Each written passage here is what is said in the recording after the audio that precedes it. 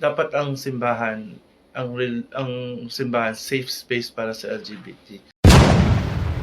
Hindi ba yung parang natatakot sila na pumunta ng simbahan kasi nga parang feeling nila condemned na sila.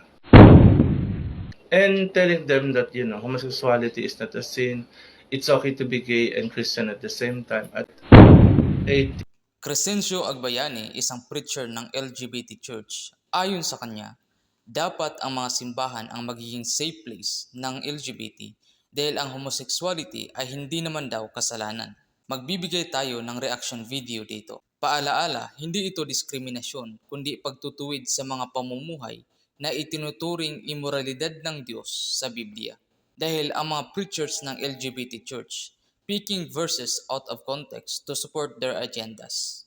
Ano-ano ang mga paraan na nakikita ninyo kung paano nakakatulong ang LGBTQ plus community sa spiritual growth and diversity ng inyong simbahan? Yung ma-affirm ka lang, malaking tulong yun sa isang LGBT. Kasi, di ba, minsan hindi ka nakakapaglabas ng iyong sexualidad sa pamilya mo. So pupunta ka sa simbahan. Dapat pupunta sa simbahan. Pero minsan, ang simbahan din mismo ang discriminatory, no? Ang hindi nag-a-affirm, no? Dapat ang simbahan safe space para sa LGBT. Hindi ba yung parang natatakot sila na pumunta ng simbahan kasi nga parang feeling nila condemned na sila. Ang iglesia ay binigyang authority ng Diyos upang ipangaral ang lahat ng kanyang katuwiran laban sa lahat ng immoralidad. Matthew 28 verse 20, turuan sila na sumunod sa lahat ng mga inuutos ko sa inyo at pakinggan ninyo, ako ay laging nasa inyo maging sa katapusan ng mundo. At ang batayan ng iglesia upang ituwid ang anumang kasamaan at immoralidad ay ang Biblia. Lahat ng nakasulat ay kinisiyahan ng Diyos. Ito ay mapapakinabangan sa pangangaral, sa pagsuway, sa pagtatama sa mali, at pagsasanay sa katuwiran. Alam niyo ba kung bakit ayaw nila sa simbahang nagtutuwid ng immoralidad? Dahil ayaw nilang mapuna ang kailang pamumuhay sa kasalanan. Kaya nagtayo sila ng sariling iglesia para malaya nilang baluktutin ang mga nakasulat sa Biblia upang isang ayon sa kailang pamumuhay. Imbis na ang kailang pamumuhay ang isang ayon sa Biblia. John 3:20. Dahil ang sinuman na gumagawa ng masama ay galit sa liwanag at hindi lumalapit sa ilaw upang ang kanyang magawa ay hindi mailantad. So yung affirmation importante yan. And telling them that, homosexuality is not a sin, it's okay to be gay and Christian at the same time. At I think that's the best. Ano daw? And telling them that, homosexuality is not a sin, it's okay to be gay and Christian at the same time. First of all, what is homosexual? Homosexuality refers to attraction between people who are the same sex. Ang ganitong gawain ay hindi kasalanan para kay Crescencio Agbayani.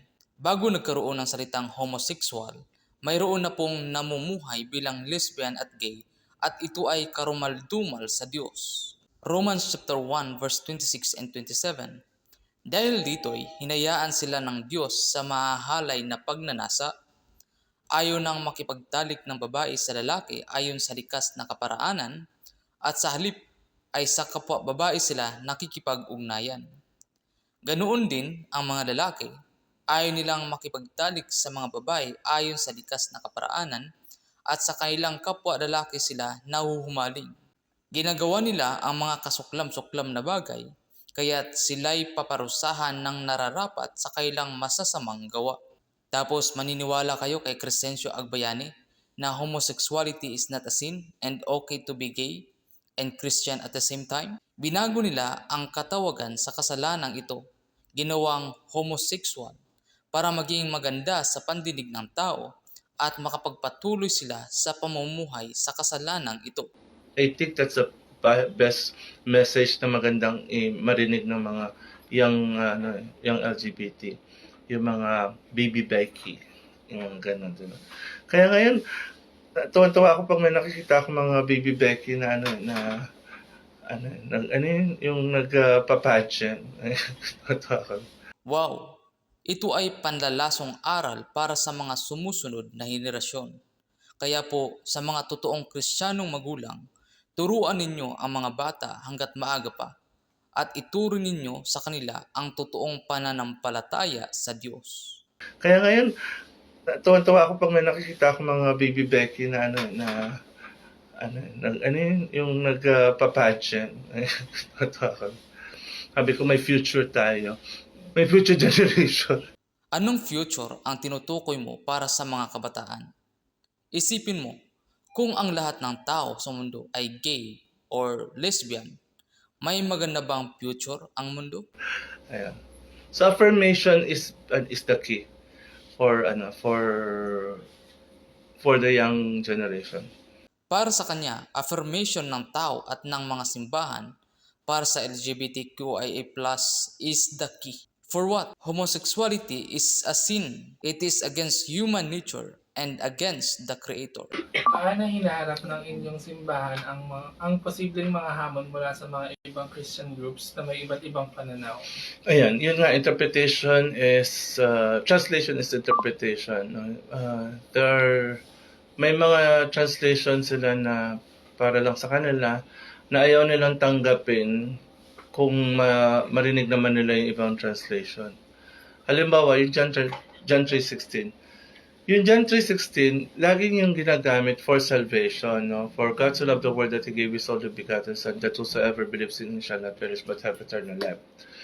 Ang laging sinasabi na yung salvation nga is to believe in Jesus Christ. Pero they forgot the word whosoever. Salvation is for all, not only for them. No? Kaso lang, ang approach naman nila for salvation ng isang LGBT, dapat magbago. Dapat hindi ganun, 'di ba? Dapat ang approach mo, affirm mo siya na tinanggap niya si Jesus as Panginoon at tagapagligtas. Kahit bakla siya, 'di ba? Kahit LGBT siya. Hindi yung tinanggap mo siya kasi straight ka na. Ang kanyang pahayag ay isang patay na pananampalataya. Kahit si Satanas kilala ang Diyos, pero isang patay na pagkilala. Kaya nga may salitang repentance, which means change of mind. Kaya wag mong sabihing sumampalataya ka tapos walang nagbabago sa pamumuhay mo. 2 Corinthians chapter 5 verse 17. Sapagkat kung sino man ang kay Kristo, siya ay isang bagong nilalang. Ang luma ay lumipas na. Tignan, sila ay naging bago na. Kaya hindi pwedeng Christian ka tapos gay at the same time. Ang Bible dapat uplifting, hindi destroying. Kasi ang Bible is about love, not hate. No? What does it mean when you say God is love? Does it mean God tolerates sin because He is love? Don't forget, He is also the God of wrath. He will punish false Christians and the unrepented mind.